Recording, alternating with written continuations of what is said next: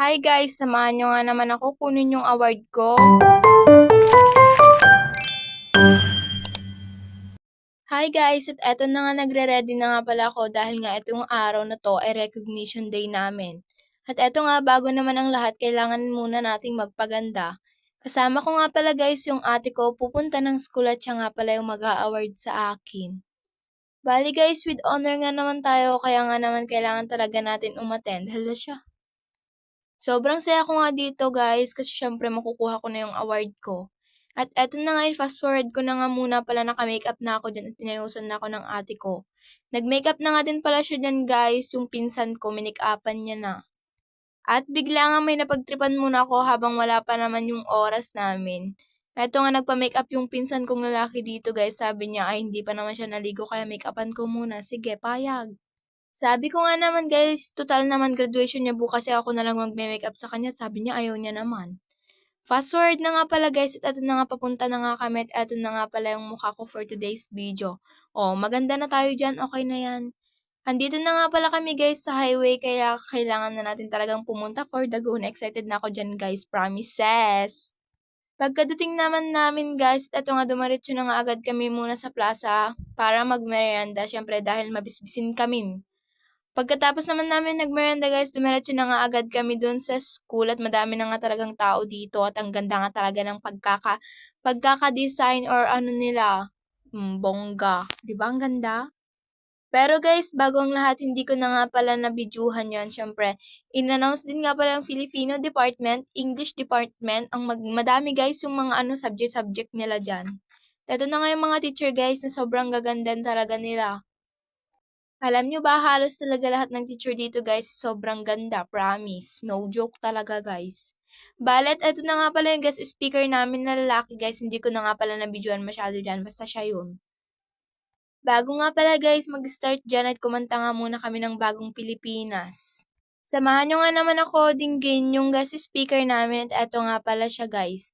Sobrang bait at sobrang pogi nga pala nito. Sabay-sabay nga natin dinggin yung mga kwento at kalokohan na sinasabi niya. Let's go! Speaker ngayon? Ikaw! Mas mabilis ang magkamali out. Okay. Alert.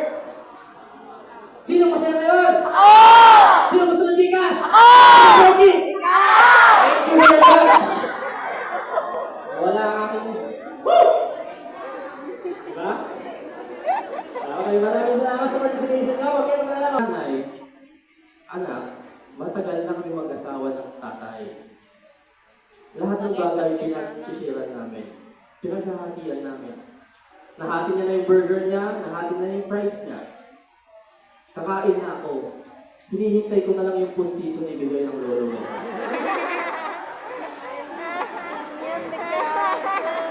Vincent, kaya naman pala hindi kumakain yung nanay.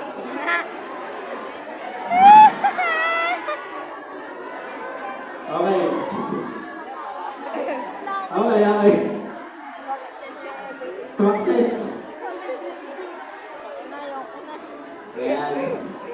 Okay na. Tuloy na tayo. So katulad ng mag-asawa, isi-share ko din sa inyo yung mga kaalaman ko. Bibigyan ko kayo ngayong hapon. Oh, di ba? Sobrang nakakatawa talaga dyan, guys. At ito na nga, nag-start na nga muna. Syempre, STE nga pala muna yung nag-start dyan. At sumunod nga din naman pala, guys, yung mga regular class. Sobrang naiinip nga ako dyan, guys, kasi sobrang init nga naman at ang tagal nga talaga kasi isa-isa naman, syempre. Pero guys, hindi naman tayo papayag na hindi na makuha yung award natin. Syempre, minsan lang to sa isang taon na naman. Dahil nga guys, pag with honor ka ay sobrang proud na yung magulang mo. Kaya nga ako guys, habang talaga kayang-kaya ko ay go lang ako ng go. Hindi ako sumusuko hanggat hindi ko nararating yung gusto ko. Madami nga pala akong pangarap sa buhay at unang-una yung gusto ko ay yung gumanda yung buhay ng pamilya ko. Sumunod na nga din pala guys at eto na nga pala yung regular class naman. Tignan nyo, ay kakaiba talaga yung STE class at saka regular class yung uniform. Magkaiba nga pala yan guys. Alam nyo ba sa pag-akyat ng mga parents dyan sa stage ay nakikita ko nga pala kung gaano sila kasaya para sa anak nila. Ako nga talaga ay nakangiti dito guys, syempre naman. Kaya tayong mga mag-aaral guys, ipagpatuloy lang natin hanggang sa maabot natin lahat ng ating mga pangarap. At eto na nga pala yung pinaghihintay ko guys, samahan nyo nga naman ako kunin yung award ko. Gorgonio Christine Joy G. Read Honors and Conduct Award.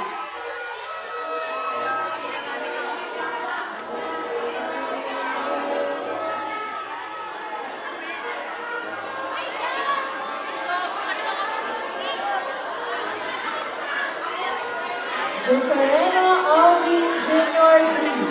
Read Honors. Gusto ko nga din pala magpasalamat sa ate ko na nagsama sa akin dito. Mas lalong nagpapasalamat nga pala ako sa pamilya ko dahil hindi silang nagsawang suportahan ako. Talagang mag-aaral ako ng mabuti para sa ganun ay maabot ko lahat ng pangarap ko. Natapos ko na naman ang isang taon, ito nga sasabak na naman ako sa isang taon ulit. Bale, ito nga nakuha ko na yung award ko, sobrang saya ko nga dyan talaga. Medyo maliit na yung mga tao dyan guys, hindi yung kagaya kanina ang dami. Bago nga pala kami umuwi guys, at ito nga yung pinsan kong isa, kinuha niya muna yung award niya syempre. Parang kailan lang guys nung nag-graduate kami ng elementary ay ngayon ay grade 8 na ako at magre-grade 9 na ako this pasukan. Ang bilis na talaga ng panahon ay mamaya hindi mo na alam nakagraduate ka na pala ng college. Kaya nga talaga ako, go lang ng go hanggat sa kaya natin, let's go. At eto na nga guys, palabas na nga din pala kami dyan para umuwi na din. Eto na on the way na nga pala kami pauwi dahil gabi na nga dyan. At hanggang dito na nga lang muna tayo mga mare. Salamat sa panonood!